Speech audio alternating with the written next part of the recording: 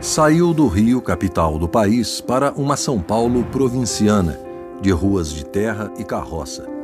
Menino, filho de militares e políticos, tinha comportamento de adulto, de muitos livros e pouco esporte. Cresceu na faculdade, no meio estudantil. Estrategista, cumprimentava a todos, desarmando adversários e iniciando uma sutil liderança. Queria ser padre. A mãe apostava que seria papa ou presidente. O pai, general e deputado de muitas prisões, ensinava: não recuse o diálogo nem com o carcereiro.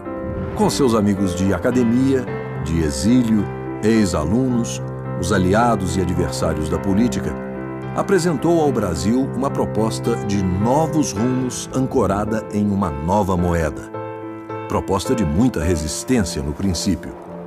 Mostrou-se sólida, eficiente, acabou elogiada, seguida, ganhou roupa nova e o Brasil deixou de ser o país do futuro para avançar no presente.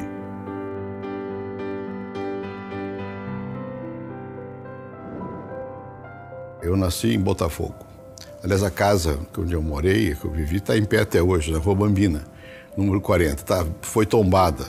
E por causa... ninguém nem sabe que eu morei lá. Foi tombada por razões outras, por arquitetura, sei lá o quê. E hoje tem uma árvore saindo do telhado lá, né? Aquele tempo no Rio a gente fazia aula de educação física na praia. E subia o morro não tinha favela, né? Bem, mas o Rio já era o que é, a Copacabana, aquela avenida bonita, não tinha tantos prédios, não tinha nada. Tinha um prédio grande de Copacabana Palace. Mas tudo era asfaltado, enfim, era uma cidade. São Paulo não. Curiosamente, quando eu vim para São Paulo, nós ficamos num hotel aqui ao lado de onde nós estamos hoje, que hoje é a sede da Votorantim, é o Esplanada, chamamos o hotel. Aqui esse miolinho é o que é hoje, mas só esse miolinho.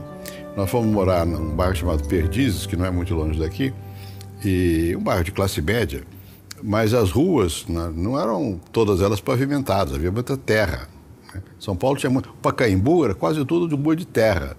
E eu estudei num colégio chamado Perdizes também, na Avenida Água Branca. A Avenida Água Branca passava o bonde, o resto era terra.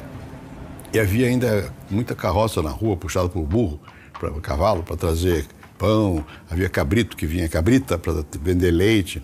Então, São Paulo era muito chocante para quem chegava do Rio em 1940. Né? Quando eu nasci, só tinha uma estrada asfaltada do Rio de Janeiro, pavimentada do Brasil, que ligava o Rio e a Juiz de Fora. Em 1940 tinha duas, além daquela, essa aqui de São Paulo, a Via Anchieta, ligava São Paulo a Santos, mas nada, tudo era terra. Então, eu vi São Paulo se desenvolver do jeito que ficou durante a minha vida. É fantástico. Não sei quantos habitantes teria São Paulo, 1 milhão e pouco naquela época. Hoje, sei lá, tem 15 milhões. Né? Mas eu passei a vida aqui em São Paulo e longe, portanto, da política, do poder, porque o poder estava no Rio. Vivia muito no meio universitário. Não era meu projeto ter... Eu via várias vezes nos jornais que eu, desde pequenininho, queria ser presidente da República. Mentira. Eu queria ser padre a uma certa altura, isso sim. Mas a mãe dele sempre dizia: o Fernando ou vai ser papa ou vai ser presidente da República. Se eu disser que tive trabalho com Fernando Henrique, falto com a verdade. Nunca me deu trabalho. Sempre foi uma pessoa muito correta, muito direita, muito disciplinado, muito cumpridor dos deveres. Enfim, isso que ele é hoje sempre foi. Já nasceu assim, feito. Ele tinha muito charme, ele era bonito, ele atraía, era sedutor, tinha uma grande capacidade de verbalização e alguns ou algumas o chamavam de Fernando o Belo. Porque o Fernando sempre foi, no tratamento, na visão do mundo, ele via assim, muito do ponto de vista da política. O Fernando nunca foi um acadêmico assim. Ele sempre teve... O Fernando foi do Partido Comunista, um curto período, entre os intelectuais, que ele também não era de se envolver muito. Política não era uma coisa alheia à minha experiência pessoal, desde criança. O pessoal lá em casa discutia política o tempo todo. E, sobretudo, no tempo do Getúlio, né? E meu tio-avô foi ministro do Getúlio, da guerra, em 31, 32.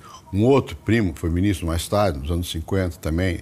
Mesmo quando meu pai foi eleito deputado, foi nos anos 50, era o tempo do Juscelino, eu só fui à Câmara, que eu me lembro, 1 ou 2 vezes, eu não ia lá ao Rio. Eu ficava aí estudando, na universidade, eu não tinha como perspectiva uma vida que não fosse acadêmica, né? Ao contrário. E aqui em São Paulo, as pessoas nem sabiam que eu tinha essas relações de família, que tinha uma ligação com o governo, com o poder. E, na verdade, o que eu queria ser era professor universitário, publicar livros, coisas que eu fiz, não é? E não tinha essa ideia de fazer uma carreira política, não.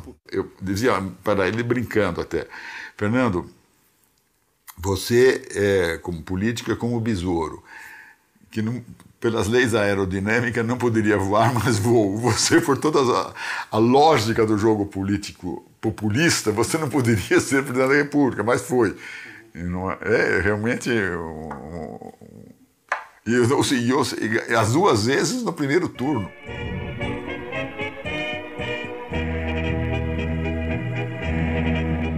Em 56, eu fui para a França, fiquei 2 anos. Na volta, aí já havia o hábito das pessoas irem aos sábados, se possível, à casa do Fernando Henrique, lá no Brooklyn. Certo? E sempre discutíamos, eu voltando estava muito interessado nos novos textos sobre marxismo e sobre política, em particular porque eu tinha participado de um grupo, Socialismo e Barbárie, que o Lefort, o Castoriadis tinham fundado, e na discussão, Fernando Novaes, que frequentava a casa, disse, não, vamos então ler os textos de Marx. E foi assim que nasceu os famosos seminários do Capital. Não é para seguir a política, mas é para entender os textos. E nós levamos muitos anos lendo. Aí sim, era um grupo formado pelo Janotti, pelo Fernando Novaes, que é um historiador, meu amigo até hoje, Bottaviani, que era meu colega, a Ruth, mais tarde o Roberto Schwartz, que tinha sido meu aluno, um rapaz chamado, deve ser um velho hoje, Michel Levy, que depois foi morar na França, o Paul Singer, né? Então, e outros que foram se agregando. E como nós éramos razoavelmente pedantes, cada um lia numa língua, para poder cotejar os textos, né? Alguns sabiam alemão, liam alemão, inglês, espanhol, não sei o que lá. E era muito interessante, porque nós aprendemos muito uns com os outros e brigávamos. O Bento Prado, que foi uma pessoa crucial nessa discussão. O Bento tinha uma análise que chamava de, veja o pedativo, antropologia fundante. Isso quer dizer que é o homem o centro das coisas e não a estrutura, né? Então, e aí tem um pouco de Sartre, né? Um pouco de existencialismo. Enfim, era uma miscelânea muito grande.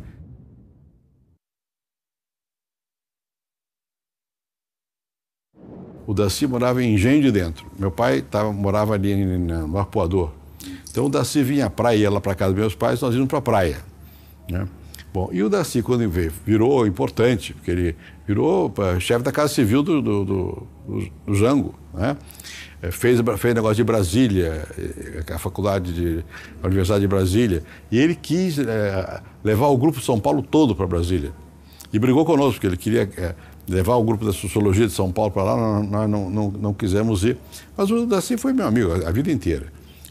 Bom, e o Daci tinha essa ligação com o Jânio, com o Jango, né? E nós acompanhando aquela confusão toda, mas ainda um pouco de longe. Na verdade, nós éramos mais observadores do que participantes. E nós éramos marxólogos, quer dizer, conhecíamos os textos do Marx. E no dia 13 de março de 64, que foi o famoso comício que o Jango fez na Central do Brasil, eu estava no Rio, na casa do meu pai. E eu saí para pegar o trem lá na estação do Rio para vir para São Paulo. Bom, e aí eu vi o comício. Bom, passei pelo comício e fui para a Cidade de Ferro, tomei o trem para vir para cá. E nesse trem vieram o José Gregori, que depois foi meu ministro da Justiça, o Plínio da Ruda Sampaio, que hoje era do PSOL, que foi meu colega de curso primário aqui no Colégio Perdizes aqui. Bom, e nós viemos no trem e estávamos conversando. E havia discussão, vem golpe aí, não vem golpe aí. Bom, e a gente achava que não sabia de que lado vinha o golpe. Nós próprios tínhamos dúvidas, se é o Jango que vai dar o golpe, é outro que vai dar golpe, né? E uns achavam que se fosse o Jango, nós íamos ser perseguidos, outros o contrário. Bom, poucas semanas depois veio o golpe, não era Jango coisa nenhuma, era o golpe dos militares, e nós fomos perseguidos, digamos, sem uma razão objetiva. Quer dizer, e no meu caso, de muitos outros mais, né? O que tinha é que eu tinha uma influência grande na universidade. Eu, nessa altura, eu tinha sido eleito para o Conselho Universitário da USP, e até foi o Delfim Neto, que foi meu suplente na primeira campanha, e ganhamos da direita, da direita acadêmica. Nós queríamos reformas, queríamos pesquisa, queríamos modernização. Éramos perseguidos como perigosos agitadores. Caminhando e cantando, seguindo a canção, somos todos iguais, braços dados ou não, nas escolas, nas ruas.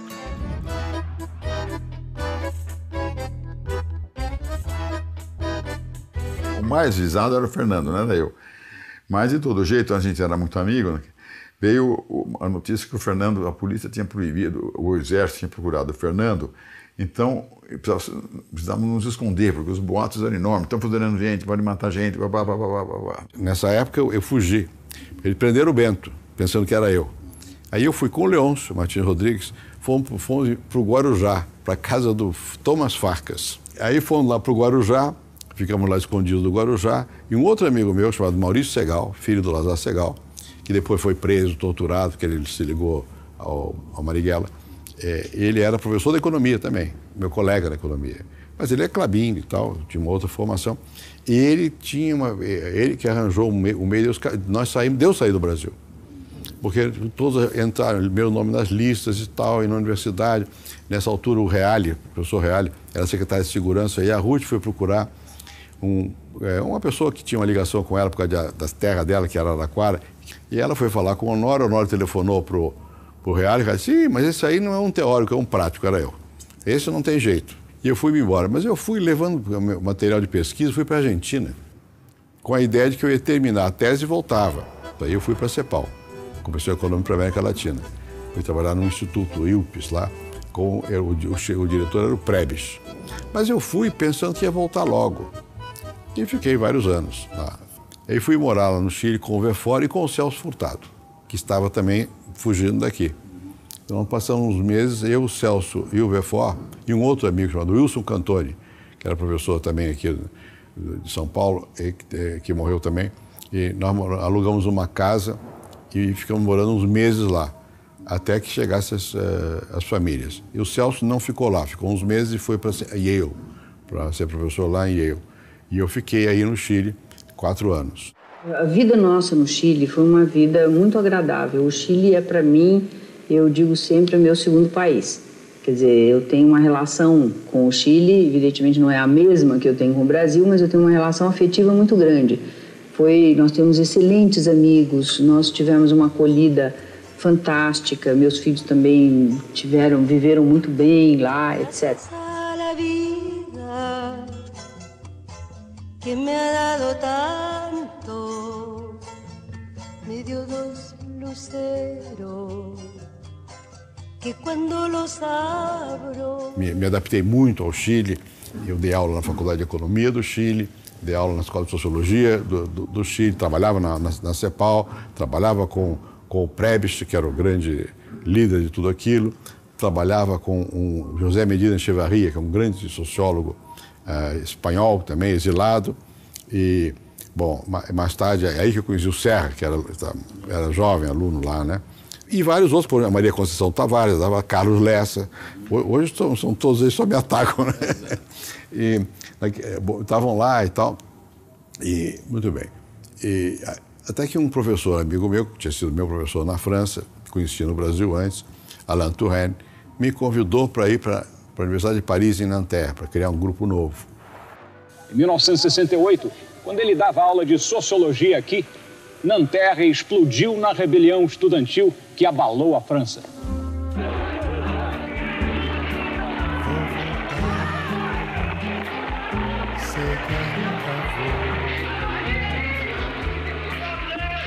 Os estudantes tomaram as ruas de Paris e confrontaram a polícia durante vários dias. As reivindicações iniciais, aos poucos, se transformaram em contestação do próprio sistema social e político da França. Greve geral no país. As fábricas param. O governo conservador de Charles de Gaulle balança sob a pressão das ruas. Um ar de revolução inspira as palavras inflamadas dos líderes do movimento. Entre eles, Daniel Cohn-Bendit, aluno de sociologia do professor Fernando Henrique Cardoso. Era chamado de Dani, o Vermelho, não só pelo cabelo ruivo, mas também pelas ideias políticas radicais. Quando eu estava na França, faleceu o professor Lorival Gomes Machado, que era catedrático de ciência política, aqui na USP. Naquela época era cátedra. Eu estava em Paris dando aula, e aí o Florestan me mandou uma carta. Tal coisa tem uma chance. Teve uma competição, o Sérgio Buarque de Holanda presidiu o júri. Mal eu ganhei a cátedra, o que acontece? Vem o AI-5. O AI-5 que foi em dezembro de 68. E eu tinha um Volkswagen azul. O tempo Volkswagen era o que se tinha, né? Bem, e eu me lembro muito bem que eu estava indo da minha casa, do Morumbi, para a universidade, quando eu ouvi no rádio a cassação do Florestan Fernandes. Digo, bom, vem questão de horas e lá vou eu também. E dito e feito, no dia seguinte lá fui eu. Eu, o Ian e tal, nós todos fomos cassados. Cercaram a universidade e prenderam todos nós, mas eu fugi. Fiquei lá em casa esperando o que ia acontecer, fui aposentado, perdi os direitos, aquela história toda. Havia mais gente que tinha um tipo de comportamento que os militares não gostaram. Alguns estavam mais envolvidos com a política, outros menos. Outros eram punidos por vinganças pessoais, por alguém que estava querendo se ver livre de alguém, não é? Aí tivemos que tomar uma decisão, o que fazer? Eu recebi de novo o convite para voltar para a França, recebi o convite de Yale e por aí foi. Ele disse, agora eu não faço mais o meu exílio, há condições de contatar fundações internacionais para que uma instituição de pesquisa seja fundada. Aí criamos um centro de pesquisa chamado SEBRAP, né? Que juntou alguns que tinham sido aposentados. Todo mundo foi para o SEBRAP. Né? A certa altura, o SEBRAP passou a ser um núcleo importante do pensamento, digamos, de resistência ao regime autoritário. Nós fomos aposentados em março. Em setembro já tinha um grande da Fundação Ford, em 70, é isso. E os militares ficaram muito perplexos como é que esse bando de comunistas de repente recebe dinheiro dos Estados Unidos para fazer pesquisa. Certo? Mas houve aí uma mediação feita por Paulo Egídio, eu me lembro de ir ao 2º Exército junto com o Fernando Henrique para sentir até onde nós podíamos trabalhar. E ficou bem claro que nós podíamos fazer pesquisa à vontade, não ficou claro o que nós podíamos publicar e ficou muito claríssimo que nós não podíamos ensinar. Primeiro houve uma loucura que ele queria jogar uma bomba lá no SEBRAP, aqueles grupos anticomunistas, eles achavam que nós éramos uma organização de fachada de grupos terroristas, essa história. Não era nada, não tinha nada a ver com nenhum movimento armado, coisa nenhuma. Éramos contra o regime autoritário e dizíamos abertamente. Vocês escreviam nessa época também para os jornais? Escrevia para os jornalicos. Opinião, movimento, escrevíamos bastante, né? Muitos de nós. Aí mais gente veio, o Vilmar Faria, o Bolívar Lamounier, veio, foi crescendo o grupo. Né? Numa certa altura, esse grupo foi muito influente em toda a América Latina, esse SEBRAP, né? Foi realmente muito influente. Bom, e nós, jogaram essa bomba, depois mais tarde eu fui para o UBAN, esse negócio torturava as pessoas, interrogado e tal, puseram um capuz na cabeça, ameaçado de tortura, não sei o quê. E vigente torturada, mas me liberaram. Isso foi na época quem era o Geisel. Era o Geisel, 75, por aí. Mas liberaram e tal. Mas muitos de nós foram presos, muitos foram bastante torturados. O Vinícius Caldeira Branco, que trabalhava comigo, foi torturado. O Fred Mazzucchelli, o Chico de Oliveira, não na UBAN, no DOPS. Eu até fui com eles à casa do Severo. O Severo era ministro outra vez. Eu mandei uma carta ao Geisel reclamando, e que o Severo disse, manda uma carta. Eu mandei, o Geisel perguntou a ele, e este aí também não é comunista? Eu não conhecia, eu já tinha estado pessoalmente um par de vezes e como aluno fui assistir palestras na época dos anos de chumbo, palestras no Teatro Casa Grande, que ele falava, empolgava a estudantada, essas coisas. Era uma época que tinha esse tipo de evento, né? O Teatro Casa Grande no Rio de Janeiro, palestras, Fernando Henrique, Conceição Tavares, falando sobre economia, política, num clima muito pesado. O SEBRAP foi contactado pelo Pedro Simão, certo? Quando ele era presidente da Assembleia do Rio Grande do Sul, e nos convidou a fazer uma conferência na Assembleia. 3 conferências, uma do Fernando Henrique, outra do Chico de Oliveira, outra minha. E nós fizemos um enorme sucesso. O Pedro Simão ficou felicíssimo na medida em que ele dizia: a juventude pela primeira vez vem à Assembleia não mais para procurar abrigo, mas para fazer política ou pensar a situação do país.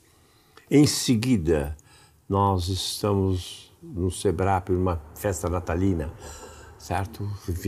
Festa fim de ano, e aparece Ulisses. Ele também não sabia muito bem o que era o SEBRAP, mas ele tinha lido uns artigos que eu escrevi no Opinião, especialmente um chamado O Papel da Oposição, em que eu dizia o seguinte: olha, chegou a hora dos intelectuais, dos estudantes e tal, se juntarem à luta institucional, ao MDB, porque havia preconceito, o que valia era a luta armada.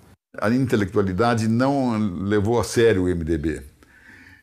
A intelectualidade de esquerda achava que o MDB era o partido, diziam que tinha no Brasil 2 partidos, o Partido do Sim e o Partido do Sim Senhor. O do Sim era o MDB, o do Sim Senhor era o ARE. Bom, então não participamos. A intelectualidade olhava com um certo desprezo ali. Aqui, não, isso, se quiser mudar, tem que fortalecer a oposição interna ao regime. Bom, e é claro que o pessoal da esquerda me atacou, porque eu disse a verdade, eu disse que deu certo, né? Mais tarde. E o Ulisses, esquerda não, o pessoal mais ligado ao movimento armado e tal. O Ulisses foi lá e perguntou se nós não podíamos ajudar o MDB. Eu digo: olha, isso aqui é um grupo de pesquisadores, não é um grupo de ativistas, eu não sei. Eu tenho que perguntar quem quer. Aí, alguns que toparam: o Chico, o Bolívar, o Paul Singer, a Maria Hermínia Tavares de Almeida, vários ali. Topamos a ajudar. O Fernando teve um papel importante, porque ele tinha prestígio no meio intelectual e ele levou a grande parte da intelectualidade, não toda, a aderir ao MDB, depois PMDB. E acho que o Fernando teve um papel muito importante nisso, através do Ulisses Guimarães. E nós preparamos para o Ulisses um programa de campanha de 74. Esse programa é a matriz de todos os programas, do MDB, do PT, de todos os partidos, porque esse foi, na verdade, um programa social-democrático. Falava-se de negro, de mulher, de índio, de sindicato, de diferença salarial, de esse tipo de quer dizer, sair da conversa puramente do regime autoritário para entrar na questão social e econômica, juntar as duas. E ocorreu depois uma coisa curiosa. Uma parte da intelectualidade, eu diria, acho que a intelectualidade de renda mais elevada e também um pouco mais velha, a idade é uma variável importante, mais culta, foi para o PMDB. E uma outra parte da intelectualidade foi para o PT.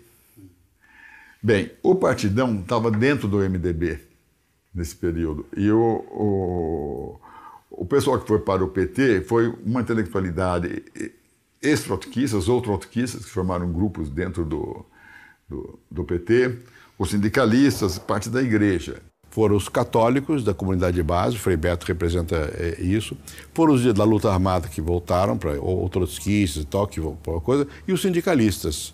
Esses 3 grupos se juntaram e fizeram o PT. Antes disso, nós tínhamos feito uma coisa chamada Encontro de São Bernardo, com Lula. Aí o Almino Afonso, o Príncipe Sampaio, o Serra, eu e vários outros. O Jabas Vasconcelos, veio muita gente do Brasil, o Ayrton Soares, né? E nós íamos fazer um partido mais amplo, que não era o PT. Mas aí esse pessoal atropelou com o negócio do Partido dos Trabalhadores, fizeram, digo, olha, isso aí, eu acho que nós vamos quebrar a frente única, que era o MDB, e para fazer um partido que tem um cheiro do século passado. Vocês estão fazendo um partido de inspiração leninista. Isso é o passado. A classe trabalhadora vai estar diminuindo no mundo. Tem que ser um partido de assalariados e não de trabalhadores. Acabou sendo, né?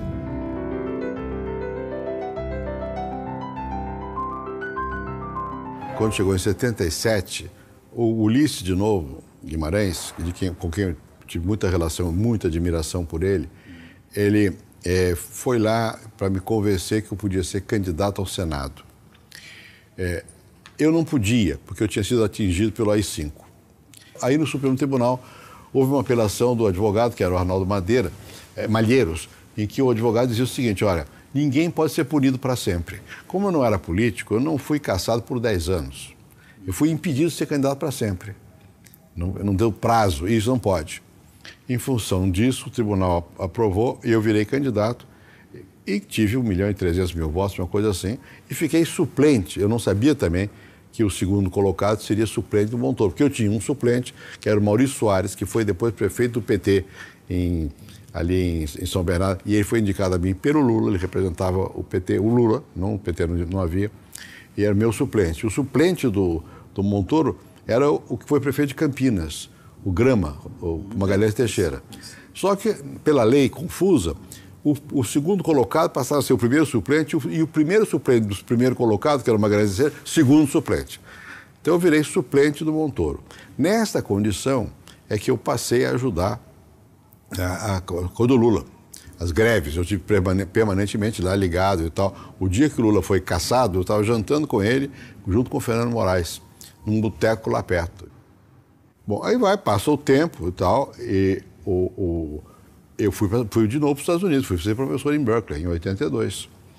E quando eu estava lá em 82, passei um ano lá, eu e a Ruth, os meus filhos não foram, já estavam grandes.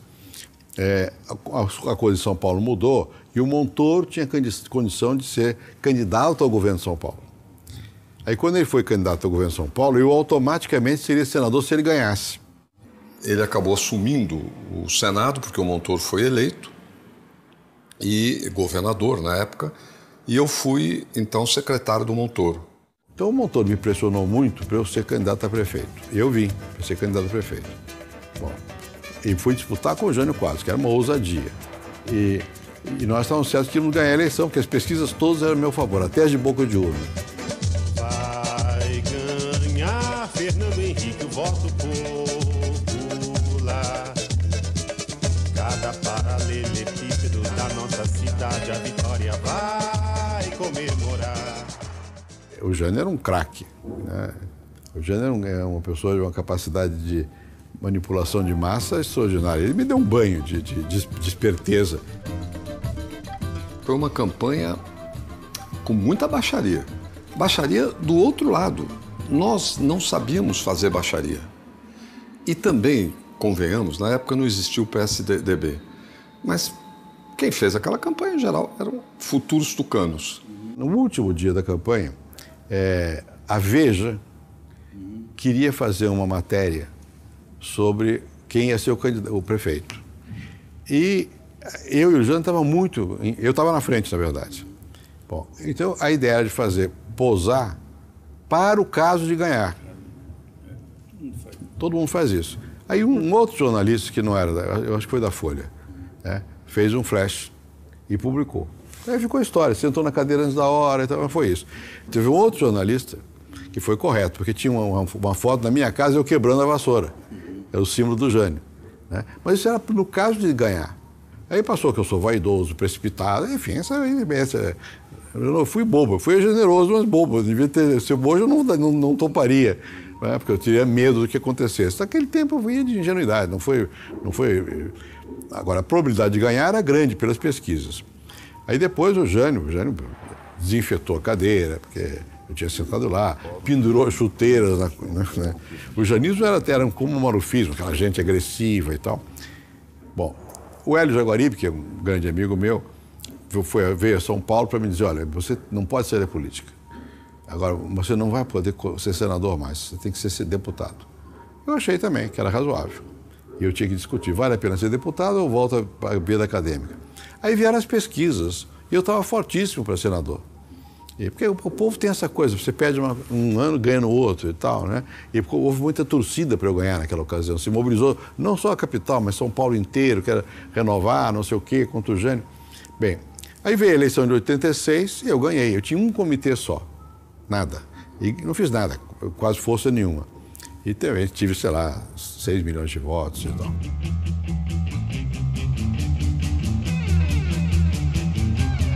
Foi em 1987, chegava no Congresso Nacional um arrogante advogado do interior do Rio Grande do Sul. Arrogante por insegurança, não por ignorância, por insegurança. E Fernando soube me ajudar, me levar para ser seu amanuense, uma linguagem muito antiga que talvez alguns não saibam o que significa, mas um escrivinhador das decisões e da tentativa da elaboração de um processo constituinte em cima de uma dificuldade política imensa criada pela morte do presidente Tancredo Neves. E aí nós prosseguimos, e aprendendo com o Fernando como poderíamos construir e compreender aquilo que estava na entrelinha das suas informações, que o sempre, na palavra de Borges, é uma palavra proibida aos homens e às mulheres. Por isso, Fernando sempre falava em processo, sempre referia na construção e na superação. Essa Constituição é muito boa, no seguinte sentido, era uma Constituição realmente democrática, era uma Constituição que tem um desenho de uma aspiração social-democrática, saúde, educação, reforma agrária, mas ela veio muito marcada pelo momento, ou seja, Estado, o Estado sufocando demasiado o mercado, monopólios, né? E muitas regras, nós éramos contra. Eu fiz uma emenda, eu peguei cláusula por cláusula da Constituição, o que devia ser mudado de um jeito ou de outro, porque era óbvio que a Constituição tinha que ser mudada. Já para mim já era óbvio, que ele estava uma camisa de força. Falando ao Brasil, declaro promulgada o documento da liberdade, da dignidade, da democracia, da justiça social do Brasil. Que isto se cumpra.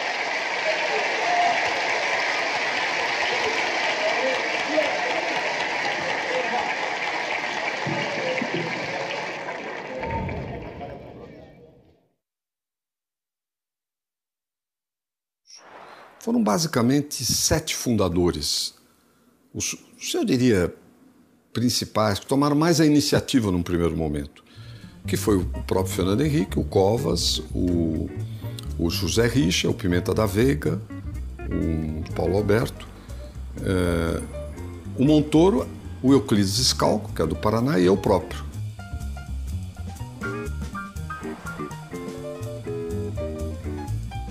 E fizemos o PSDB. E o Mário foi candidato a presidente da República. Foi candidato a presidente da República, nós tinha algumas chances de ganhar. Fez um discurso chamado Choque de Capitalismo, para o qual o Serra e eu tínhamos uma colaboração bastante forte. E o Mário falou muito bem e ele sabia fazer. Eu acho que se ele tivesse levado mais assim, ele teria ganho. O Collor percebeu que tinha uma brecha e entrou na brecha. E ganhou. E nós apoiamos o Lula no segundo turno. Aí foi muito interessante, porque eu e o Scalco, Euclides Scalco, que era do PSDB, que foi líder também, fomos encarregados de negociar com o PT os termos do acordo. Pelo PT era o Zé Dirceu e o Plínio, meu antigo amigo Plínio. Bom, era impossível, porque eles tinham 13 pontos. Eu digo, vocês estão pensando que estão fazendo uma revolução, é uma eleição. O programa que está aqui é inviável, porque é uma reforma agrária onde o governo não entra. Os jornais vão ser dirigidos por um comitê de redação. Os proprietários vão desaparecer. Enfim, era muito infantil. Eu apelei ao João Amazonas, que era líder do PCdoB, que era uma pessoa experiente. Eu, João, você é Amazonas, você veja, ajuda a ver. Eles não dá, eles pensam que estão fazendo uma revolução, uma eleição. A gente foi na casa do Plínio, uma conversa com o João Amazonas. Mas não houve jeito. Então nós resolvemos apoiar o Lula e não nos comprometermos com o programa. Mas isso era ilusório. Eu achava que o Lula ia ganhar. Eu digo, meu Deus, eu vou assistir de novo porque eu já vi várias vezes. Eu vi o Jango, eu vi o Ilha na Argentina, eu vi o Allende no Chile. Nós vamos fazer a mesma coisa, vamos ganhar. E o PSDB não vai poder sair do governo e nós vamos nos arrebentar. Porque bom, nós perdemos. Aí veio o Collor.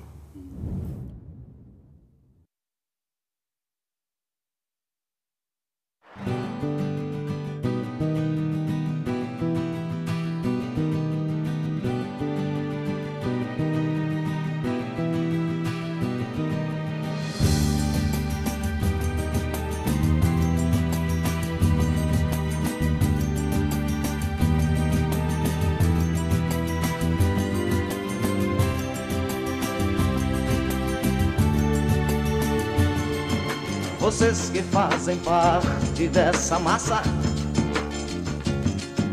que passa nos projetos do futuro. É duro tanto ter que caminhar. Nós estávamos de um lado, o Collor do outro. O Collor tentou várias vezes a composição.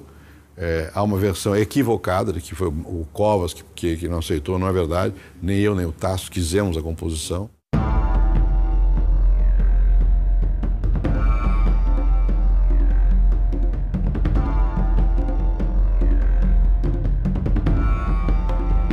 E aí você sabe, aí o impeachment, não sei o que e tal, e o Itamar vira presidente da República.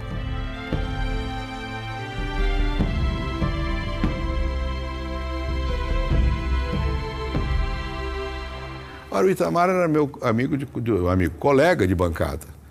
Eu era líder. Líder do Itamar não existe, o Itamar não obedece. Tem ideias próprias. Bom, aí virei ministro do exterior.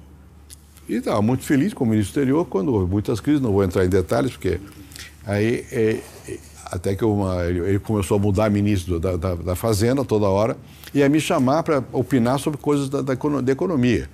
Né? E eu estava lá no exterior quando ele me botou de ministro da Fazenda. Né?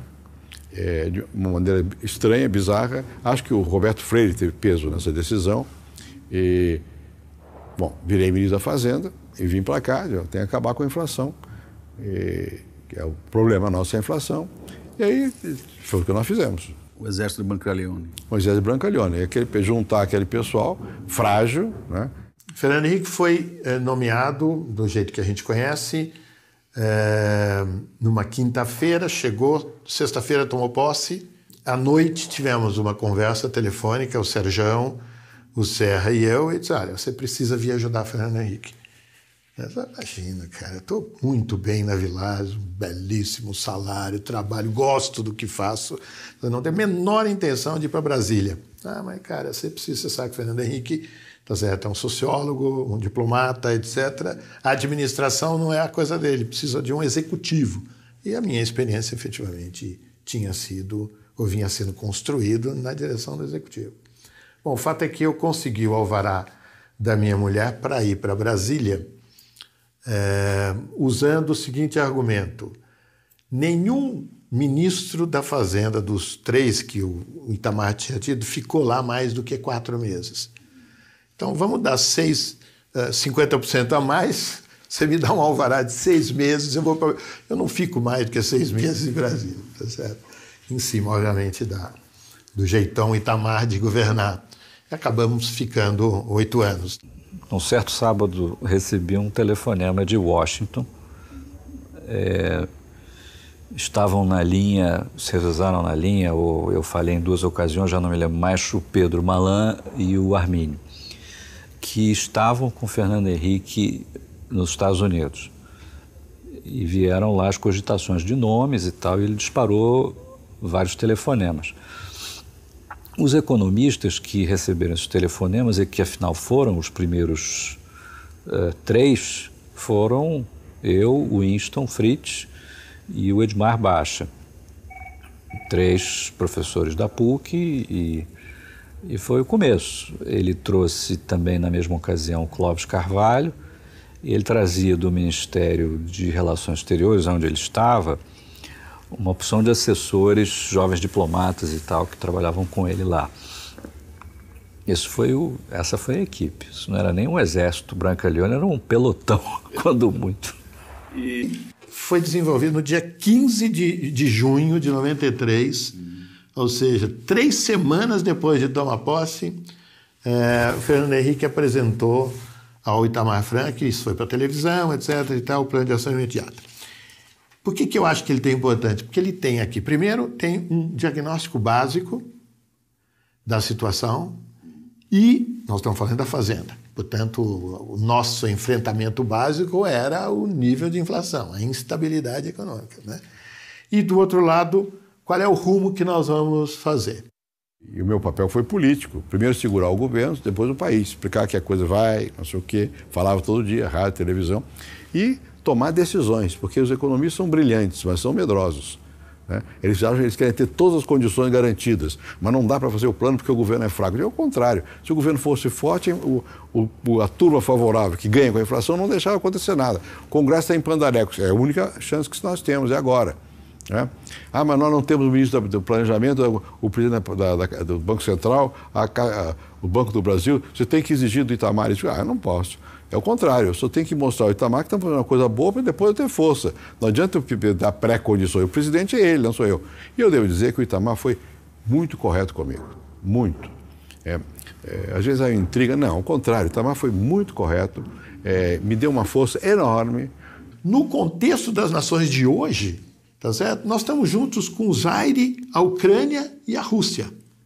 No entanto, eu dizia, a economia privada, ela vai bem. O privado se deu conta da necessidade. O Collor já tinha forçado isso, a olhar a competitividade. Com a abertura do mercado, forçou a economia real, a economia privada, a olhar as suas condições. Então, o que a gente dizia assim, a economia brasileira está sadia, mas o governo está enfermo.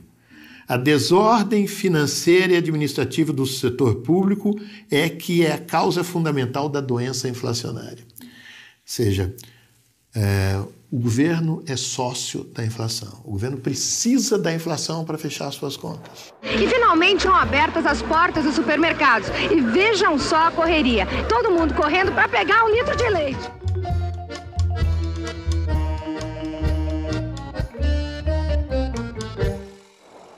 E a superinflação só será definitivamente afastada quando o governo acertar a desordem das suas contas, tanto no União, Estados e municípios. Isso só vai se acertar se as forças políticas decidirem caminhar com firmeza nessa direção. Ou seja, a decisão política essencial é pôr em ordem as contas do governo. Olha, um problema que tem no Brasil hoje para estabilizar é o mesmo problema que tem a Elizabeth Taylor. Toda vez que ela casa, todo mundo torce para dar certo, mas tem um certo ceticismo. Então, o 9º casamento da Elizabeth Taylor, todo mundo sabe que não vai dar certo, né? Mas todo mundo torce para que dê. A estabilização no Brasil era um assunto parecido. Em 7 de dezembro foi dado a público o plano de voo, que era uma exposição de motivos que dizia como ia ser e contava tudo. Já antecipava as medidas, vamos dizer, fiscais, o fundo social de emergência e todas as demais ações. A conversão de todos os contratos na URV, que foi se dar lá em fevereiro, e depois a transformação em moeda, né? Em moeda de conta, pegando o meio de troca, que foi a última característica do real colocado em público. Eu chamei o Lula com o Zé Dirceu lá em casa, olha, vou fazer esse plano, vocês me apoiam. Eles não quiseram.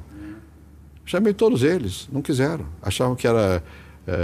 tinham medo do que ia acontecer, que ganhando o plano, tinha chance, né? E também talvez não acreditassem, também achavam que era, sei lá, fraude eleitoral. Não era, nós estávamos trabalhando seriamente. Não, nós queríamos que o Brito fosse candidato, Antônio Brito, porque o Brito estava muito bem na opinião pública e porque o Itamar gostava dele. Eu só topei ser candidato porque eu digo, olha, se o Itamar não tiver quem apoiar, acabou o plano, não adianta ser ministro da Fazenda, né? Porque vem outro, né? Então, vamos tentar. O Lula, nessa época, todas as sondagens já davam Lula lá em cima, etc. Nem se falava em Fernando Henrique, não aparecia. E esse plano real não se sustenta depois da campanha, porque o pessoal que está junto com o Fernando Henrique Cardoso não quer estabilidade nesse país, até porque são eles Foram eles que criaram todos os planos e foram eles que derrotaram todos os planos. Quando eu saí para ser candidato, o Lula tinha 40 e eu tinha 12. Né? A chance não era, assim, não era clara. Né? E houve muita hesitação depois que eu saí. Foi o recuo, que ajudou muito. Eu só percebi que eu ia ganhar realmente foi em julho, quando o real mudou, a moeda, e a população percebeu que a moeda era estável. Né? Aí eu vi na Bahia, numa reunião, vou ganhar, porque eu tinha todo mundo e tal. Em setembro eu passei à frente do Lula e ganhei no primeiro turno.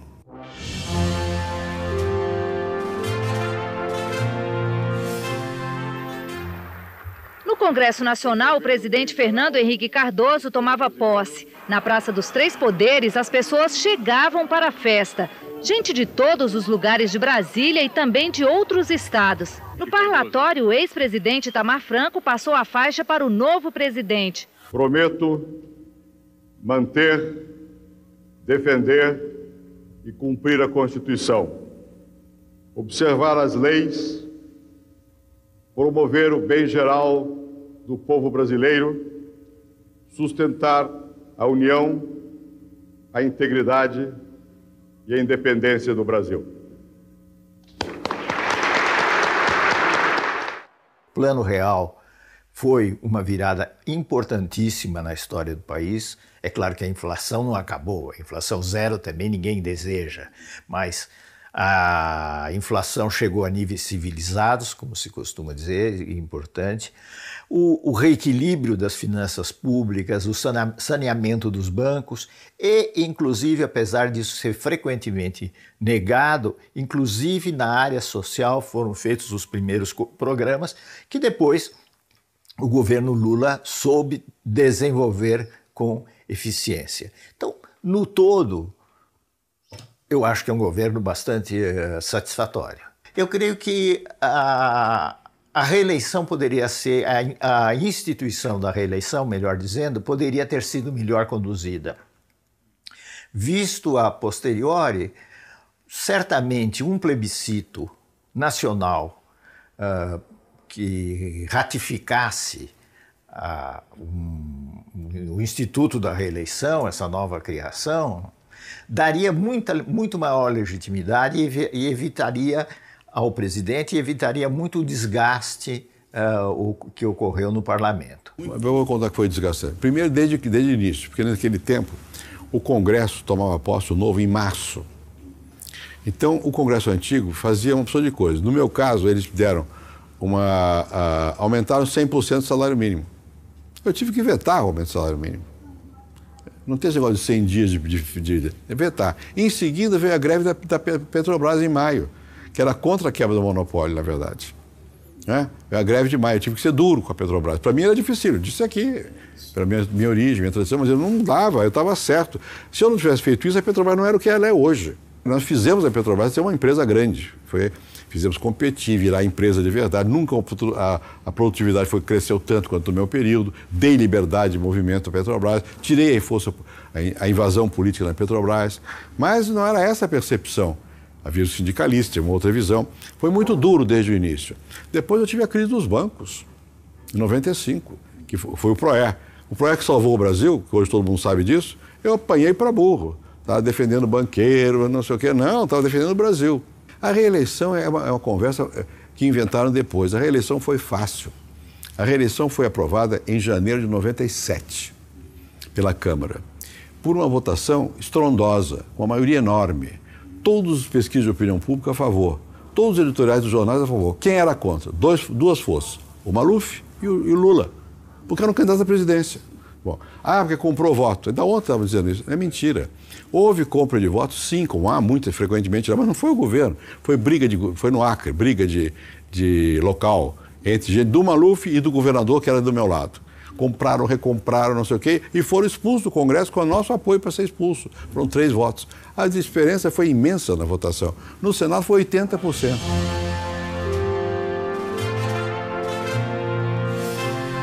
Esse ano, o sentido de uma solenidade limpa, clean, como se diz hoje, né?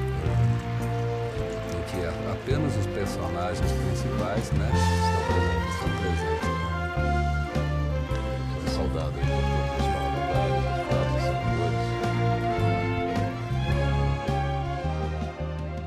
Privatização foi difícil fazer, mas foi um sucesso. Todos os processos que havia de privatização das teles deram em nada, porque não houve nada. Não houve nada, foi tudo bem feito, foi tudo correto e deu o que deu. Quer dizer, hoje explodiu a internet. Você não imagina, nós tínhamos 2 milhões de celulares, tem 190 milhões hoje. A Vale rendeu mais ao governo depois que ela foi privatizada do que antes e continua ainda na mão dos fundos de pensão. Mas deu dor de cabeça a privatização, mas nós fizemos. E também moderadamente. Eu nunca quis privatizar a Petrobras, nunca quis privatizar o Banco do Brasil, a Caixa Econômica, tudo isso é invenção. Eu jamais quis, né? Eu queria em certas áreas, porque nós precisávamos dinamizar, modernizar e não tínhamos recursos.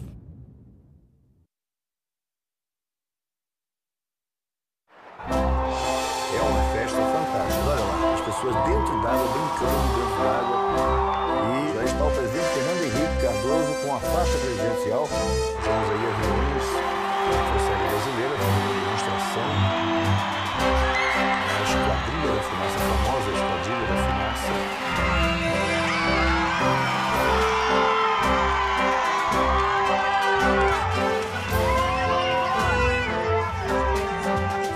Retira a faixa presidencial, deixa cair alguma coisa ali. O Lula já foi lá e pegou, entregou para ele. Já está mais uma vez no protocolo. Essa é uma festa agora, os aplausos. Fernando Henrique abraça Lula. Olha lá que Eu acho que o Brasil foi o seguinte, os pontos fundamentais foram, primeiro, a redemocratização, isso é 88, é a Constituição, e o Sarney tem papel nisso. Segundo, a quebra do fechamento da economia, e com toda a velocidade que foi feita pelo Collor, foi feito. Depois, a estabilização, que começa no governo Itamar, feita por nós, e avança.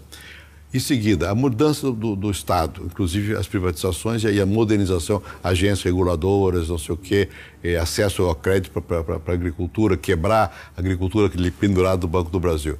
Por fim, os programas sociais. Isso é que mudou o Brasil. É um processo, você acelera, contribui, avança mais, avança menos. Mas não é que eu dizer, quando eu digo eu mudei o Brasil, não sou eu.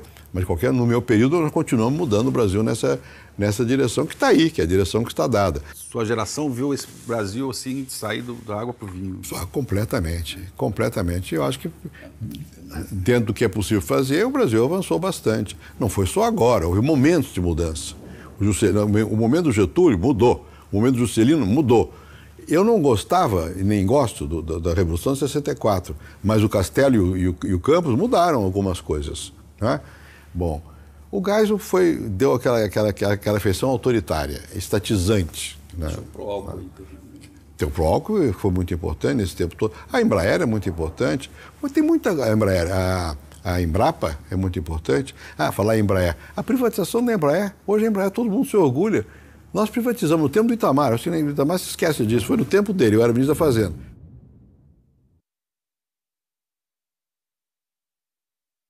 E você, Fernando, soube realmente fazer a construção do processo político de tolerância, de compreensão e de criação. E nós precisamos ter presente, Fernando, de que os tempos mudaram.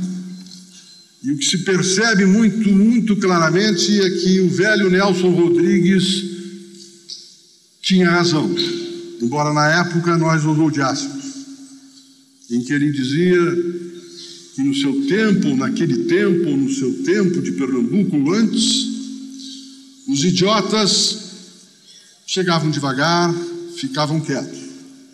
Depois de anos para cá, Fernando, os idiotas, diria Nelson Rodrigues, perderam a modéstia. E, portanto, nós temos que ter a compreensão e a tolerância também com os idiotas. Eu nunca imaginei, apesar do que dizem por aí, que eu ia ser presidente do Brasil. Uma vez, foi duas. Nunca imaginei. Então, não me custa mais não disputar. Não ver no outro, senão um potencial de amizade. E agora, também confesso, eu fiquei muito feliz com a carta que o presidente da República me mandou através do Nelson Jobim. Porque eu senti nesse gesto, não